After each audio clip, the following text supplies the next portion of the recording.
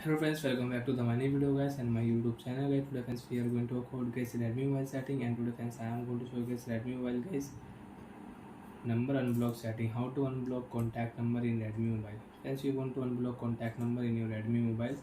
So friends, how to unblock number one by one, step by step friends we will talk about. So before starting video guys, first of all guys subscribe the channel guys, click the bell icon, like the video guys. So friends, open your phone call setting. After turning your phone call setting friends, you can see this type interface in your Redmi mobile. So friends, in your Redmi mobile, click here right side three dot setting, open setting. You can check blocked number and you can unblock contact number. You can remove number from block list from here. Tap here which number is unblocked. You can check here. You cannot receive call and SMS from this blocked number.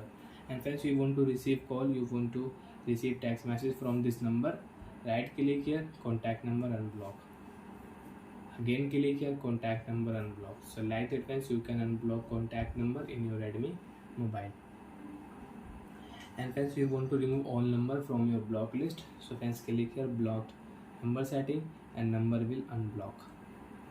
All contact number unblock. So like that friends, you can unblock contact number, you can remove contact number in your Redmi mobile. And friends, you can use call setting from here.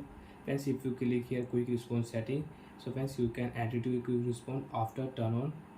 Click here, you want to edit your quick response, you can edit like I am busy, I don't have time, I don't want to talk to you, like that you want to edit, so you can edit and you can save.